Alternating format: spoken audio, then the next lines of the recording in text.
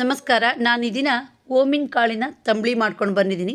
ಇದು ತುಂಬ ಹಳೆಯ ಕಾಲದ್ದು. ಎಷ್ಟೋ ಜನರಿಗೆ ಓಮಿನ ಕಾಳಿನ ತಂಬಳಿ ಮಾಡೋಕ್ಕೆ ಬರುತ್ತೆ ಅಂತ ಗೊತ್ತೇ ಇಲ್ಲ. ಅಜೀರ್ಣವಾದಾಗ ಓಮಿನ ಕಾಳಿನ ಕಷಾಯ ಮಾಡ್ಕೊಂಡು ಕುಡಿತಾರೆ, ಇಲ್ಲಾಂದರೆ ಓಮಿನ ಕಾಳು ಬಾಯಿಗೆ ಹಾಕ್ಕೊಂಡು ನೀರು ಕುಡಿತಾರೆ. ಈಗ ಬನ್ನಿ ತಂಬಳಿ ಮಾಡೋಣ. 1 ಸ್ಪೂನು ಓಮ ಹಾಗೂ 2 ಒಣಮೆಣಸಿನ್ಕಾಯಿನ ಒಂದು ಪ್ಲೇಟಲ್ಲಿ ಇಟ್ಕೊಂಡಿದ್ದೀನಿ. ಈಗ ಇದನ್ನು ಹುರಿಯೋಣ. ಒಲೆ ಮೇಲೆ ಒಗ್ಗರಣೆ ಸೌಟು ಇಟ್ಕೊಂಡಿದ್ದೀನಿ. 1 ಸ್ಪೂನ್ ತುಪ್ಪ ಹಾಕಿದ್ದೀನಿ. ಈಗ ಓಮಿನ ಕಾಳು ಮತ್ತು ಒಣಮೆಣಸನ್ನು ಹುರಿಯೋಣ. ಸ್ವಲ್ಪ ಸಣ್ಣ ಉರಿಲಿ ಹುರಿಬೇಕು, ಬೇಗ ಫ್ರೈ ಆಗಿಬಿಡುತ್ತೆ. ನೋಡಿ, ಓಮಿನ ಕಾಳು ಫ್ರೈ ಆಗ್ತಾ ಬಂತು. ಈಗ ಗ್ಯಾಸ್ ಆಫ್ ಮಾಡೋಣ, ಸ್ವಲ್ಪ ತಣ್ಣಗಾಗಲಿ. ಮಿಕ್ಸಿ ಜಾರಲ್ಲಿ ನಾನು 4 ಸ್ಪೂನ್ ಆಗಷ್ಟು ಕಾಯಿ ಹೂವು ಹಾಕ್ಕೊಂಡಿದ್ದೀನಿ. ಇದಕ್ಕೆ ರುಚಿಗಾಗಷ್ಟು ಉಪ್ಪು ಹಾಕ್ತೀನಿ. ಈಗ ಓಮಿನ ಕಾಳು ಮತ್ತು ಒಣಮೆಣಸು ಹಾಕಿದ್ದೀನಿ. ಅರ್ಧ ಲೋಟದಷ್ಟು ನೀರು ಹಾಕೋಣ, ಹಾಗೆ ನಯಸ್ಸಾಗಿ ರುಬ್ಬೋಣ. ಓಮಿನ ಕಾಳಿನ ತಂಬಳಿ ರೆಡಿ ಆಯಿತು. ಈಗ ಒಂದು ಬಟ್ಲಿಗೆ ಹಾಕಿದ್ದೀನಿ.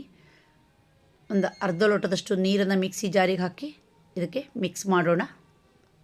ನಾನಿಲ್ಲಿ ತಂಬಳಿನ ಸ್ವಲ್ಪ ಗಟ್ಟಿ ಮಾಡಿದ್ದೀನಿ. 2 ಸೌಟಷ್ಟು ಮೊಸರು ಹಾಕ್ತೀನಿ. ನೀವು ಬೇಕಾದರೆ ನೀರು ಮಾಡಬೇಕು ಅಂದರೆ ಸ್ವಲ್ಪ ನೀರು ಮಜ್ಜಿಗೆ ಬೇಕಾದರೂ ಹಾಕ್ಬೋದು. ಈಗ ಒಂದು ಸರಿ ಮಿಕ್ಸ್ ಮಾಡೋಣ. ಇದರ ಪರಿಮಳಕ್ಕೊಂದು ಒಗ್ಗರಣೆ ರೆಡಿ ಮಾಡೋಣ. ಒಲೆ ಮೇಲೆ ಒಗ್ಗರಣೆ ಸೌಟಿಟ್ಟಿದ್ದೀನಿ. 1 ಸ್ಪೂನು ತುಪ್ಪ ಹಾಕಿದ್ದೀನಿ. 4 ಒಣಮೆಣಸಿನ್ಕಾಯಿ ಚೂರು ಹಾಕಿದ್ದೀನಿ. ಅರ್ಧ ಸ್ಪೂನ್ ಜೀರಿಗೆ ಹಾಕಿದ್ದೀನಿ. ಈಗ ಸಾಸಿವೆ ಕಾಳು ಹಾಕೋಣ. ಒಗ್ಗರಣೆ ಫ್ರೈ ಆಗ್ತಾ ಬಂತು. ಈಗ ಗ್ಯಾಸ್ ಆಫ್ ಮಾಡೋಣ. ಒಗ್ಗರಣೆನ ತಂಬಳಿಗೆ ಹಾಕೋಣ.